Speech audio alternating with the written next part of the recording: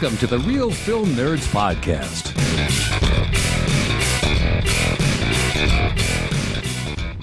Hi, boys and girls, and welcome to Real Film Nerds Podcast episode number 221. God, that just makes me feel old. 221 podcasts.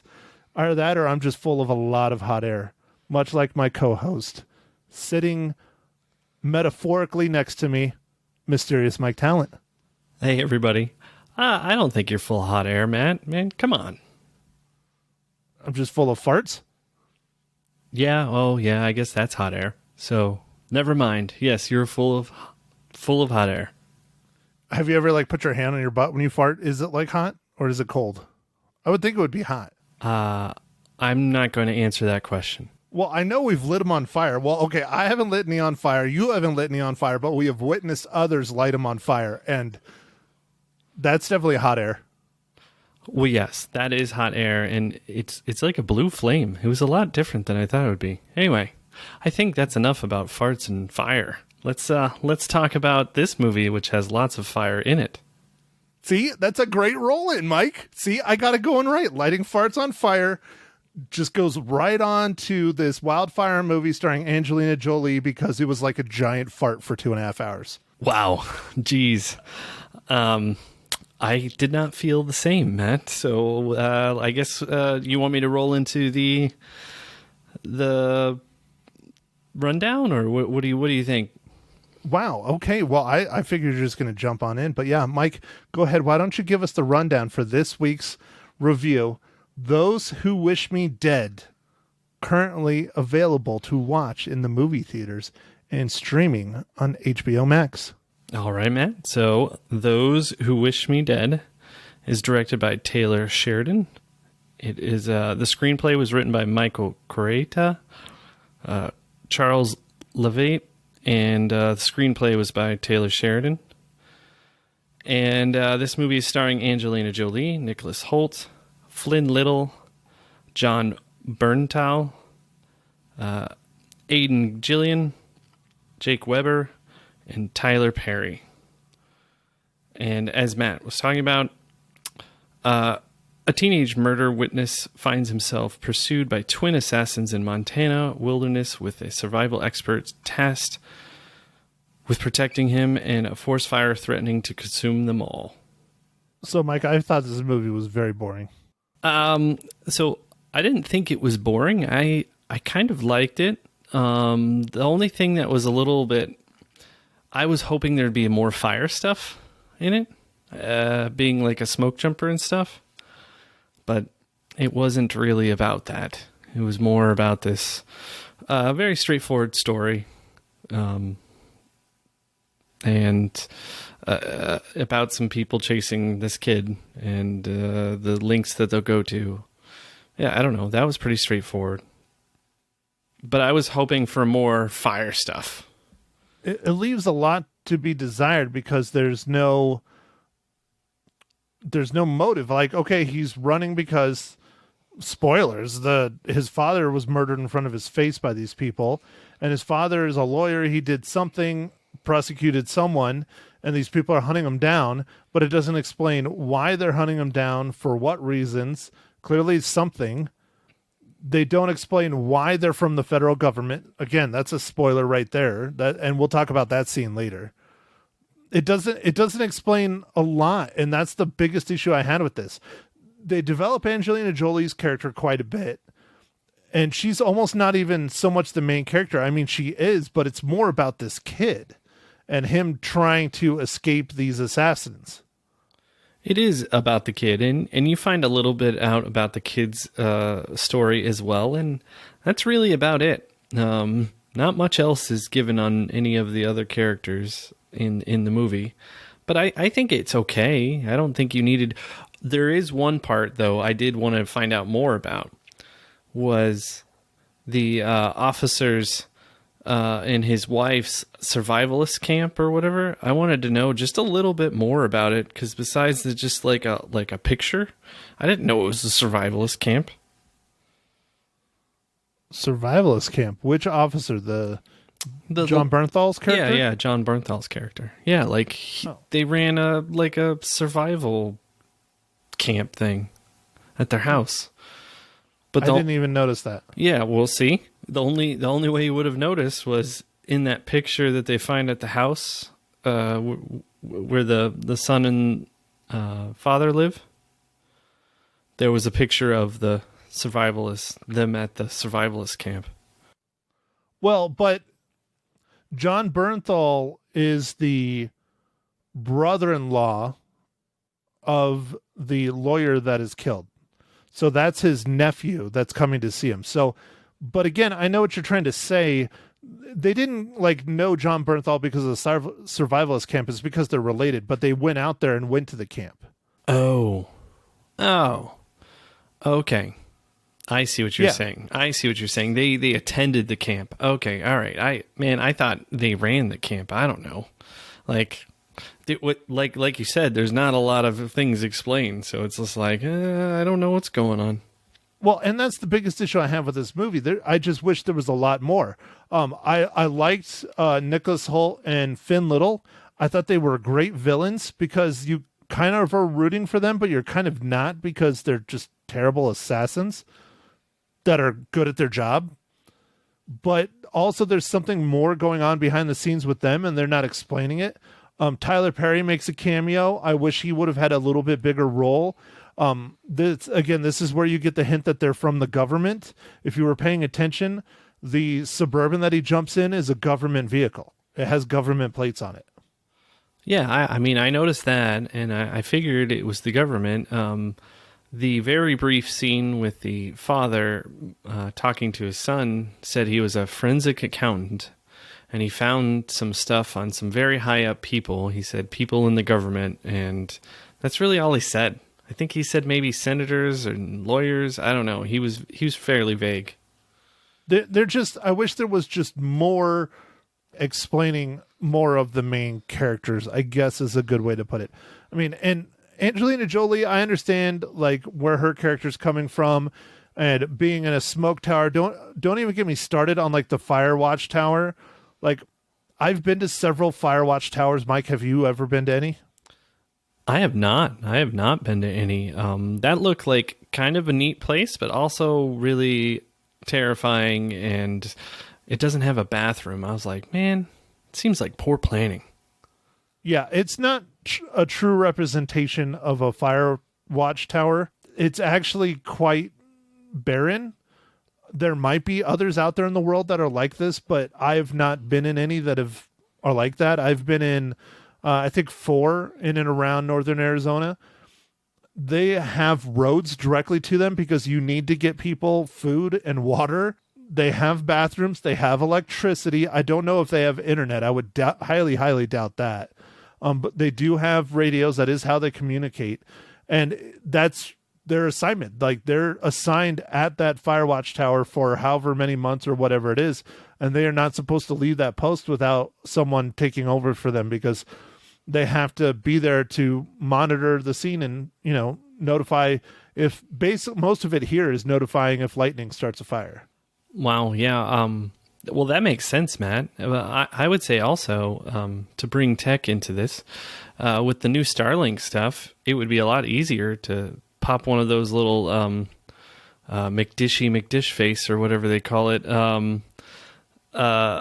antennas up on the top there, and then you have internet. Dude, I'm truly excited for Starlink, even though I'm not in a super rural community. Prescott's considered rural to a degree. They're promoting supposedly between 1 and 10 gigabytes a second. I would sign up for that if it's reasonable in a heartbeat just to get that kind of speed. That'd be amazing. Yeah, well, I think realistically right now what they're getting out of the better than beta or whatever they're calling it, or the best we can do beta, something like that, is 200 to 400 megabits per second with 20 to 30 ping times, milliseconds, which is pretty good. All right, Mike, so let's do this. Completely not related to Starlink, but kind of related to technology. We've teased it in a couple podcasts up to this point. Guess what, Mike? we have another giveaway from our good friends over at Paramount. Oh, yeah. I'm excited about this one. Mike, do you remember watching the trailers for this? I never got to see this in the theaters. I wanted to see it in the theaters, but it was not ever released in Prescott for very long. Granted, it was, COVID world. But this week we are giving away copies, Blu-ray physical copies of the brand new film, The Mauritanian. Oh, yeah. I remember seeing a trailer for it, and I did not get a chance to see it at the theater either, Matt. But it has been a lot tougher to get out to the theater, especially now with being a father. My time is taken dealing with my little son, so it's a lot trickier to get over to the theater. But occasionally we can try and make it out there. And but yeah, this one looks great, man. Mauritanian. You know what? Let's go ahead and just do what we want for people to enter for the contest before I do our business. So if you would like to be entered into our giveaway to win a Blu-ray copy of The Mauritanian, the question we are asking is, what is your favorite Jodie Foster film? Mike, what's yours? So, Matt, I had to think about this for a little bit. And, what I was thinking was, how I've liked alien stuff for a long time, and it's really neat that the DOD just declassified a whole bunch of stuff that aliens are probably out there. But anyway, she starred in this movie. What? Yeah, the Pentagon just released a whole bunch of stuff about UFOs. And they're real. Of course they are. This is an awfully lot of space to be wasted on just us. Yes, exactly, man. But Jodie Foster starred in this movie Contact. It came out in the 90s. And I liked it because it leaves you kind of guessing and questioning stuff. And I kind of like that about that movie. So I'm going to have to go with Contact. Well, as you will hear at the end of this podcast, my discussion with Lisa Life and Local on Magic 99.1, that is one of the films that I brought up that I actually enjoy quite a bit, is Jodie Foster in Contact. I really enjoyed that film. We might have even seen that together, Mike. I'm not sure. We might have. It was the 90s. But I really enjoyed Contact, even though it got a lot of hate from the critics and everyone else because they just didn't get it. And that was kind of the draws, much like yourself, on why I enjoyed it. But I really enjoyed Contact. Taxi Driver is a classic, but I have to go with another classic just because it's the film as a whole and the people that she's playing off of are just incredible. But I know it's a cop-out, but Silence of the Lambs, I just absolutely love that film. It is so good. Yeah, I think that might be one of the more popular Jodie Foster movies. Taxi Driver also. But yeah. But Contact, I really enjoyed it as well. I had a hard time choosing as well, but I mean, Sons of the Lambs is just such a pinnacle. I mean, with Anthony Hopkins and just amazing. Anyways, okay, so I need to get our little bit of business done and out of the way. Here we go, folks. You know what to do. You know where to email us, nerds@realfilmnerds.com. So, all right, here we go. Yours to own now on digital, Blu-ray, and DVD. Academy Award winner Jodie Foster, Tahir Rahim, Shailene Woodley, and Academy Award nominee Benedict Cumberbatch star in The Mauritanian, the riveting and emotionally compelling true story of courage and survival against all odds. Based on the New York Times bestseller, bring home the critically acclaimed film filled with all new exclusive bonus content, including an alternate opening, never before seen deleted scenes, and much more. Own The Mauritanian now on digital, Blu-ray, and DVD. All right, folks, you know what you got to do. Hit us up, send us an email. We'll put you in the drawing, and we'll let you know if you win. All righty, Mike, on with the show. All right, Matt. Well, I think we've reached that important part of the show, Matt, where I ask you, what are you drinking today?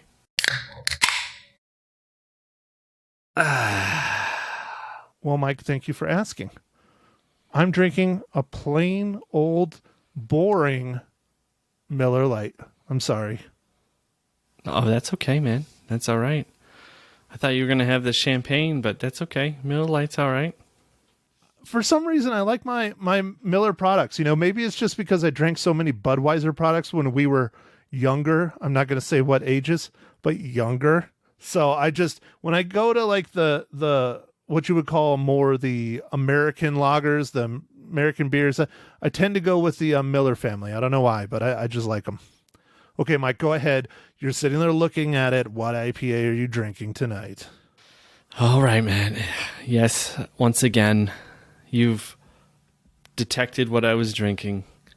I feel like you can just smell the bitterness over there in Arizona.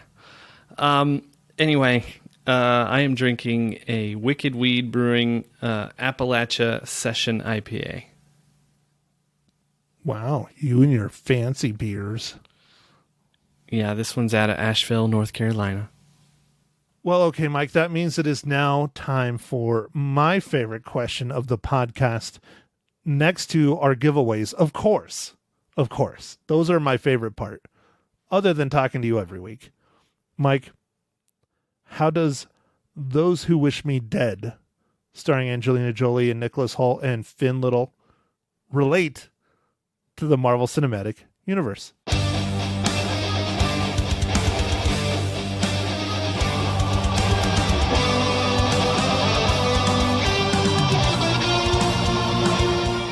Well, Matt, thanks for asking. I was a little worried on this one because it's a pretty small cast, and I know Nicholas Hoult was in some Marvel movies, but not Marvel Cinematic Universe movies, because he was in X-Men movies. But I did find that the composer for this movie, Brian Taylor, also was the composer on Iron Man 3 and The Avengers Age of Ultron. So, once again, the streak continues, Matt. Well, Mike, I'm proud of you. You're doing your job. You're Thank you. on it. Thanks, man. So, okay, that means we're now in our spoiler territory, which I've already pretty much spoiled most of it. I don't know. I don't know.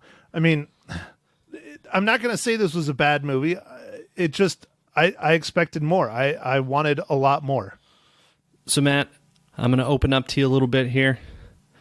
Being a father now, some of these things are a little different watching some of these movies. And so the little kid and the father thing was a little bit, I don't know, it feels different now watching some of these movies. Are you going to cry? Holy shit. No, I'm just saying it's a lot different watching it now, like that kind of thing. The pregnant woman getting thrown around. Oh man. That bothered me a lot. That really would have pissed me off if she would have been killed, because that was a whole nother level. I was like, God, they're going to freaking execute a pregnant woman. That really was going to just turn me off from this movie. Luckily they didn't, but that whole thing just really, really bothered me. Yeah, I didn't know how she's going to get out of that one. I don't think it kind of foreshadowed a little bit what was going to happen, but I didn't understand what the thing is that they were showing me. In the very beginning when she grabs the, whatever the spray stuff is. I think it was maybe bear spray. I'm not sure. Yeah, but whatever she got, it was like foreshadowing, and I didn't know what that was. Anyways, if they would have killed her, I would have been very, very, very upset. I'm still not happy, again, spoilers, how Jon Bernthal's character died, sitting up there, and how the fire tower miraculously doesn't burn down, but she lives through it. Jon Bernthal dies of his injuries because he was shot a few times.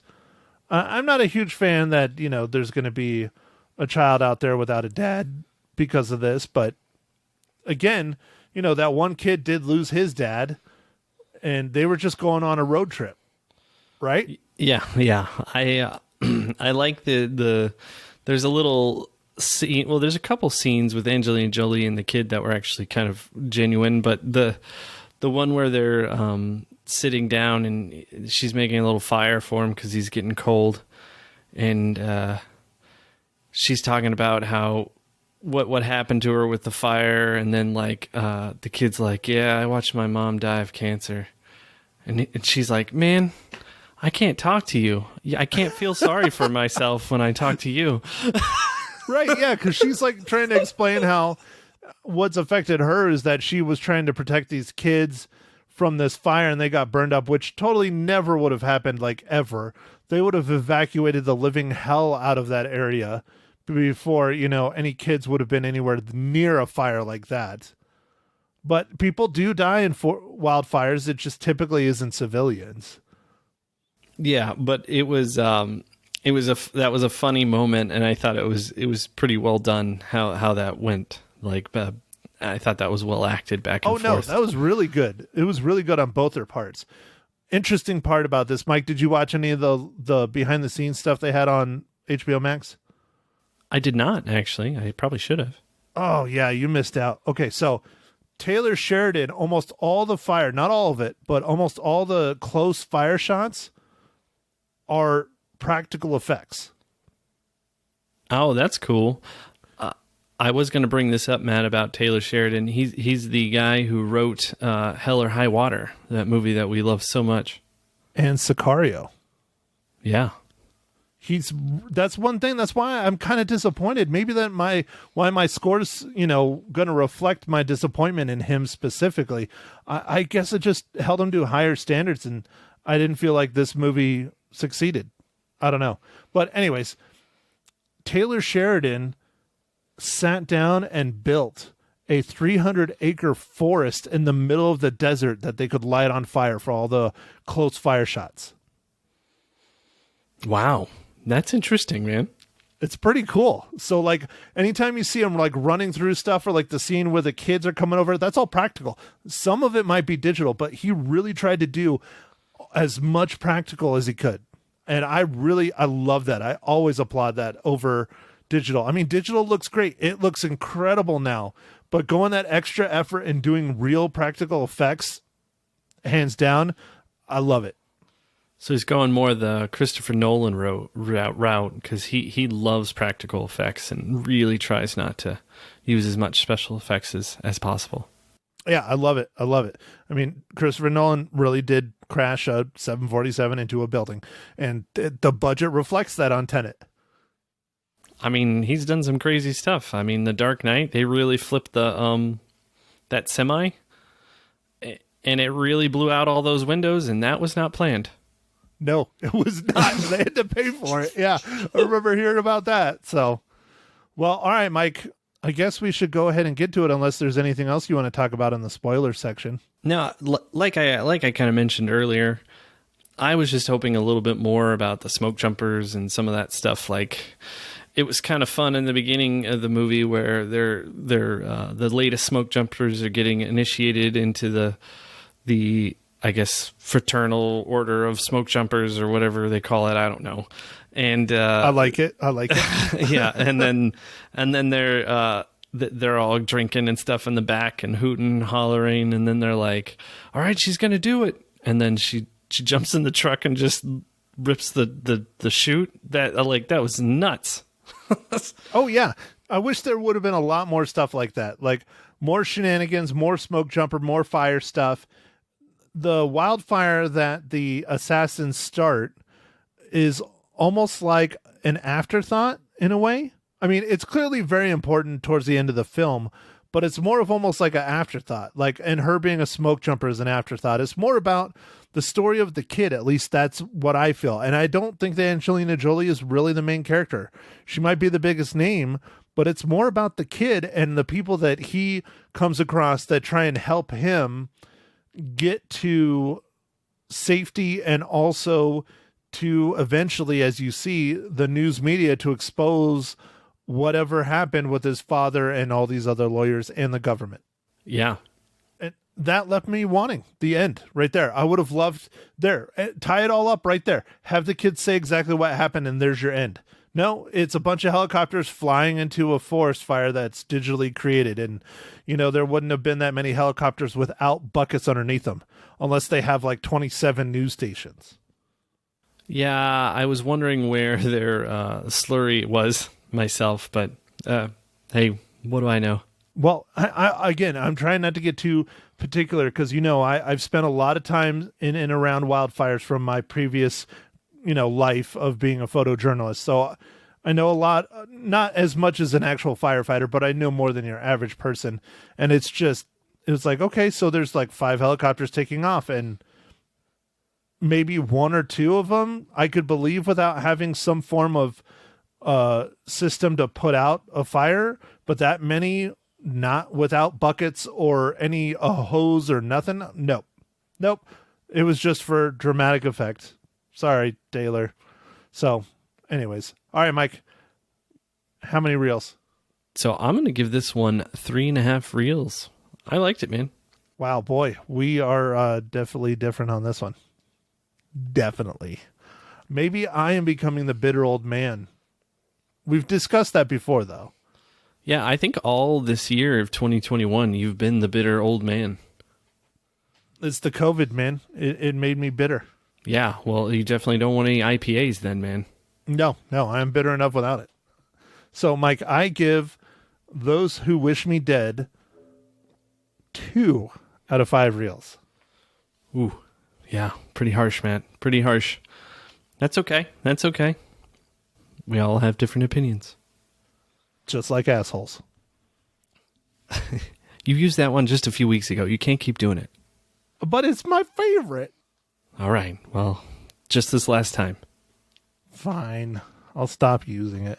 Why don't you, Mike, tell us, since you were able to figure out a film in time because we are recording later than we normally are. Mike, what movie did you pick that we're going to review for next week? Yes. We are going to review one of the Netflix movies that's coming out starring David Bautista. And it is called... Oh, I can't think of the name. Army of the Dead. Army of the Dead. Thank you, Matt. Written, directed, and cinematography by Zack Snyder. Yeah, so this one should be fun. Right now, it is currently in a few theaters. I believe there's some sort of deal with Cinemark, and I don't think AMC or Regal are screening it. And then starting on Friday, it will be... Let's see, what Friday is that? The 20... May 21st. Yeah, May 21st. It will be on Netflix for everyone to enjoy. Well, okay, Mike. I'm looking forward to this one. I think this will be a fun action zombie bank heist movie. Yeah, it's, zombie outbreak in Las Vegas. Sounds great, man. It's like Resident Evil 8. They just came out with a Resident Evil. I don't know if they have a number on it anymore, but there are a lot of Resident Evil games now. No, I'm talking about the movies. Remember the Resident Evil where it was in Vegas? I don't know. I stopped watching after like the 3rd one. They were just getting so bad. Oh, yeah, it's not great, but I love Resident Evil. I just watch it. Mila Jovovich, I have to hand it to them. They did keep her through all the movies. They have. And that's astounding. That is. Well, all right, Mike. I guess that's it for Real Film Nerds Podcast episode number what, Mike? 221, right? Very good. Woo! I'm just throwing these out there just to screw you up because you're sitting there looking at your phone. Well, I'm trying to figure out what the name of that Resident Evil movie was. I think it's Apocalypse is the one that's in... No, maybe it's the final chapter. Afterlife? Ah, man, there's so many. Afterlife, maybe? Okay, Google. Are you asking? No, I don't know. I'm just trying to help you out. Dude, I'm just trying to figure out what's going on. Yeah, I don't know. I don't know which one it is anymore. But that's okay. Okay, if you're really interested, people, go sit down and look it up for yourself. It's one of the many Resident Evils. Oh, maybe it's Extinction. Oh man, there's so many. Okay, doesn't matter.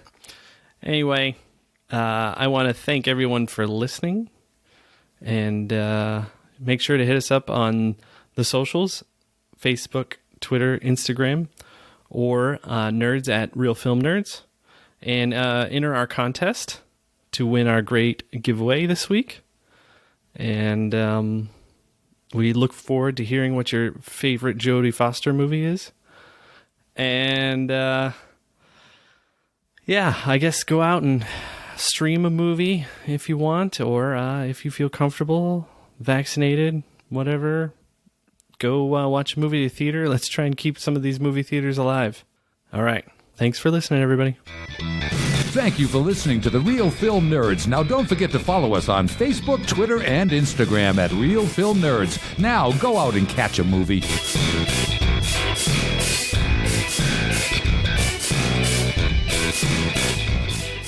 In the station with me, in the studio and the station with me on Magic 99.1, it is Matt Hinshaw from the Real Film Nerds podcast. The crowd goes wild. You're a crowd of one. How you doing, Matt? So the question is can you have the station without the studio, or can you have the studio without the station? You I'm can confused. have the station without the studio, but you cannot have the studio without the station. Okay, got it. Yeah, Got it. makes sense. Okay. Unless you have a home studio. So, no, I think you can. I was going to say, I record at home, on my computer, Right. But it's not a studio. It's not a station. It's a not studio. live. So Yeah. I mean, if they could figure out how I could do this from home live in my pajamas, I mean, we probably would have done that by now during the pandemic, don't you think? So coming to the studio in your pajamas isn't good enough then, Well, because I mean, yes. it's a little difficult here, Lisa. No, it isn't. It really isn't. Let me tell you, I've done it a bazillion times. Anyhow, let's talk about the movies. Okay. You saw a movie this past week, and it was Those Who Wish Me Dead. Now, wait, before you get to it, it was directed by Angelina Jolie, and everybody wants to know if Jennifer Aniston suggested the name of the movie. It was not directed by Angelina Jolie, but it was a good try, though. It was directed and written by Taylor Sheridan. But was Angelina Jolie in it? Angelina was the star, though. Oh, okay. Or supposedly That the was star. my I don't know. I'm attempt at a confused. really lame joke. No. I got Lame. it. I got it. I Okay, mean, very good. you Very know. good. How was the movie? it was mediocre. Yeah. I really expected more, especially being Taylor Sheridan. He's a very good writer and director. He's well known for lots of other thrillers he's done in the past. But this one, I mean, it's a good film. It leaves you wanting more, though. They go into the backstory a little bit of Angelina Jolie. They don't really go into the backstory of the kid who is trying to run away. You don't have like a good like ending. And then as we discussed last week, there's a forest fire in there. The forest fire is kind of like an afterthought, but she's a smoke jumper that's being forced to man a fire tower. I'm not going to get into like the specifics that were like all screwy because, you know, as you and I both know, we live in an area where we get lots of fire. So we know a lot more than the average person, right? Especially about fire towers and how fires are fought and things like that. And it was a little questionable, yeah. But it was interesting because the large majority of even the fire stuff is practical. Taylor Sheridan went and built a 300-acre forest in the middle of the desert so he could light it on fire for this movie. Oh, wow. That's kind of cool. Yeah, it's pretty neat. So the special effects were good then. The acting is decent. Acting is decent. I'll be honest, Angelina Jolie looks like she needs a sandwich. But, you know. She's always looked that way. Give me a break. She's like a whole nother level. Really? I think she's always been like, you know, skinny, but not like scary skinny. Yeah. In this, she's like scary skinny. Yeah. Okay. It's like, girl, you need to eat something. Concerning. Yeah. Okay. Right. And how was her acting? It was okay. Yeah. I mean, it wasn't bad. It was good as always, but her character left a lot to be desired. Her character was supposed to be a little nuts, a little crazy, but also compassionate, but then also remorseful. There was a lot going on with her character, and I mean, she did well with it, but Okay. All right. So you say how many reels?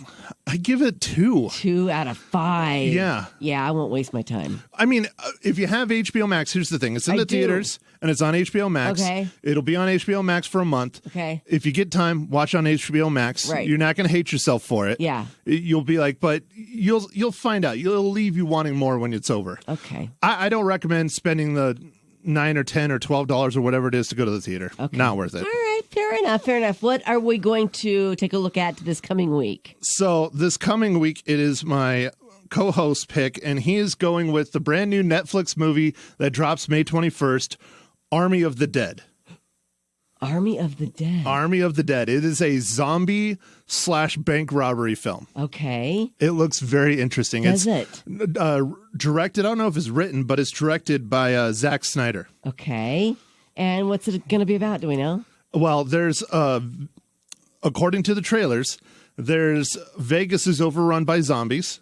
And I don't know if it's the owner of a casino or whatever, but he has money in a bank vault in one of the casinos, and he hires a team to go to the casino and get the money out through this horde of zombies. Oh, wow. Sounds intriguing. It looks like a lot of fun. We'll see. Okay. Hopefully it does really good. Right. I don't know. We'll see. Okay, very good. And you said that's on Netflix, huh? Netflix. It comes out on Netflix on May 21st. Okay, very cool. And you have a giveaway this morning. I have a giveaway, yeah, from my friends over at Paramount. Okay. I got a few of these guys. I'm holding it in my hands. Yeah, your hot little hand. Yeah, I got a few of these Blu-rays of the Mauritanian, starring Jodie Foster and Benedict Cumberbatch. It's based on a true story. It came out in the theaters. It was all kind of Oscar buzz around it last year, but it was in the theaters for like a week. Nobody saw it. Okay. But we're now giving a bunch of copies away. So all right. I think the question I'm going to ask, if you want to be entered into the contest to win a copy, is what is your favorite Jodie Foster film? Ooh, what is your favorite Jodie Foster film, Matt? You know, I have lots. Oh, she's so good. She is. She's very good. Yeah. But I know everyone's going to be like, oh, it's a cop-out? Silence of the Lambs. I was going to say the same thing. Amazing. I was going to say the same thing. I enjoyed Contact. Yeah. I love Taxi Driver, but Yes. Silence of the Lambs is pinnacle in my book. For sure. Enter to win the Blu-ray of what's the name of the movie? I can't pronounce it. The movie is The Mauritanian. The Mauritanian. There you go. At nerds at realnerds.com. Catch Matt's podcast. No, I didn't get it right again. Nerds at Real Film Nerds. What I say, nerds at Nerds at Real Nerds. That, I like that better. I might have to buy that. Real Nerds. Matt's podcast, Real Film Nerds. Right? The Yeah, Real you Film got that Nerds? one right. Yeah. All right. And catch him here every Monday morning on what station, Maddie? The one, the only, the magical Magic 99.1.